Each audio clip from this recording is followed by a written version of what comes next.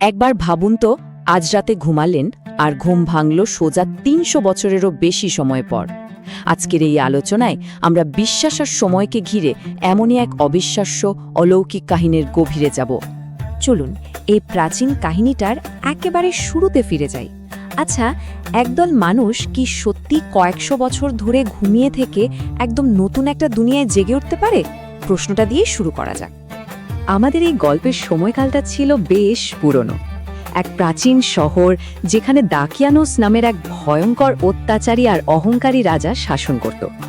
তো গল্পের মূল যে সংঘাত, সেটা কিন্তু ছিল বিশ্বাস নিয়ে। দেখুন, একদিকে ছিল সেই সময়ের রাজা যে কিনা প্রজাদেরকে জোর করে এমনকি মৃত্যুর ভয় দেখিয়ে মূর্তি পূজা করতে বাধ্য করত। আর তার ঠিক বিপরীতেই ছিল একদল যুবক যারা সবার অগোচরে গোপনে এক সৃষ্টিকর্তার ইবাদত করত। মানে তখনকার সময়ে এর চেয়ে বড় বিদ্রোহ আর কিছুই হতে পারত না। রাজার এই চরমপত্রটা ওই যুবকদের জন্য পরিস্থিতিটা একদম জটিল করে তুলল। তাদের সামনে দুটো রাস্তা খোলা ছিল, হয় নিজেদের বিশ্বাস ছেড়ে দাও, নয়তো মৃত্যুর জন্য প্রস্তুত হও। এর বাইরে আর কোনো উপায় ছিল না। জীবন আর বিশ্বাসের এমন এক কঠিন মোড়ে দাঁড়িয়ে ওই যুবকেরা তাদের ঈমান বাঁচানোর জন্য একটা খুবই ঝুঁকিপূর্ণ সিদ্ধান্ত নিল। তারা শহর ছেড়ে পালানোর সিদ্ধান্ত নিল। তাদের সাথে জুটে গেল একটা বিশ্বস্ত কুকুর। অনেক খোঁজাখুঁজির পর শেষমেশ তারা এক পাহাড়ের নির্জন গুহায় আশ্রয় নিল। ওই গুহায় আশ্রয় নিয়ে তারা কিন্তু হতাশ হয়নি, বরং পুরোপুরি আল্লাহর ওপর ভরসা রেখে প্রার্থনা করল, হে আমাদের পালনকর্তা, আমাদের উপর রহমত দিন আর আমাদের কাজটা সহজ করে দিন। তাদের এই প্রার্থনাটাই ছিল অটল বিশ্বাসের সবচেয়ে বড় উদাহরণ। আচ্ছা, এবার আসা যাক গল্পের সেই অলৌকিক অংশে, যেখান থেকে এই যাত্রাটা এক অসাধারণ দিকে মোড় নেয়। আর সেই গুহার ভেতরেই ঘটল আসল ঘটনাটা। আল্লাহর হুকুমে তারা সবাই গভীর এক ঘুমে তলিয়ে গেল। আচ্ছা, কতদিনের জন্য? একদিন, 2 দিন, না, পুরো 309 বছরের জন্য। ভাবা যায়? কিন্তু এত লম্বা সময় ধরে তারা ওখানে কিভাবে সুরক্ষিত ছিল, সেটাও এক বিস্ময়।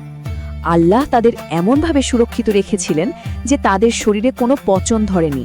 আর গুহার মুখে তাদের কুকুরটা এমনভাবে বসেছিল যেন মনে হতো সে জেগে আছে আর পাহারা দিচ্ছে। ফলে ভয়ে কেউ ভেতরে ঢোকার সাহসী পেত না। এরপর 300 বছরেরও বেশি সময় কেটে গেল। অবশেষে আল্লাহর ইচ্ছায় তাদের সেই দীর্ঘ ঘুমের অবসান ঘটল। ঘুম থেকে উঠে তাদের কিন্তু একটুও মনে হয়নি যে এতগুলো বছর পার হয়ে গেছে।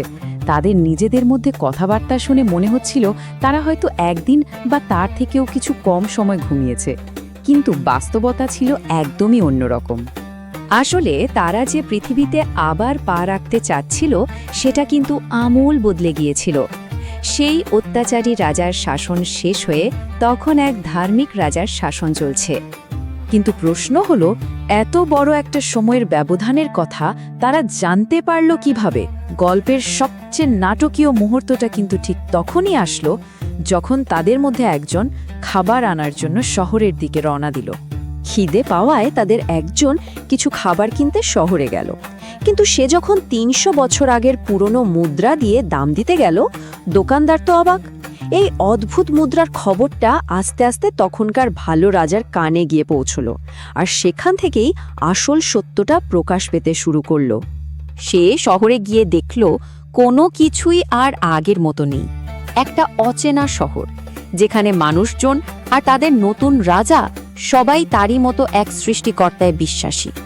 সেই অত্যাচারী রাজা তো বহু আগেই মারা গেছে। এই অবিশ্বাস্য ঘটনাটা কিন্তু শুধু একটা গল্প হয়েই থেমে থাকেনি, বরং এটা তৎকালীন শহরের মানুষের জন্য একটা গভীর বার্তা বয়ে এনেছিল। দেখুন, সেই সময়ে শহরের অনেকেই মৃত্যুর পর আবার জীবিত হওয়া বা পুনরুত্থান নিয়ে বেশ দ্বিধায় ছিল। এই যুবকদের গল্পটা তাদের সেই সব সন্দেহের ওপর একটা জীবন্ত প্রমাণ হিসেবে কাজ করল। এটা দেখিয়ে দিল যে আল্লাহর পক্ষে সব কিছুই সম্ভব। তাদের বেঁচে ফিরে আসাটা সবার সব দ্বিধা দূর করে দিল এবং একটা পুরো প্রজন্মের বিশ্বাসকে আরও মজবুত করল। তারা বুঝতে পারল মৃত্যুর পরের জীবন সত্যিই সম্ভব। পৃথিবীতে তাদের যে উদ্দেশ্য ছিল সেটা পূরণ হওয়ার পর যুবকরা শেষবারের মতো সেই গুহায় ফিরে গেল। সেখানেই আল্লাহর ইচ্ছায় তাদের দীর্ঘ যাত্রার অবসান ঘটে। পরে তাদের সম্মানে সেখানে একটি উপাসনালয়ও তৈরি করা হয়েছিল। তো এই গুহাবাসীদের গল্পটা আসলে কিসের কথা বলে? এটা বলে অটল বিশ্বাসের কথা, এমন এক বিশ্বাসের কথা যা অসম্ভবকে সম্ভব করার শক্তি যোগায় এবং সময়ের মতো বাধাকেও তুচ্ছ করে দেয়। এই ঘটনাটা আমাদের সবাইকে নিজের বিশ্বাস নিয়ে ভাবতে শেখায়।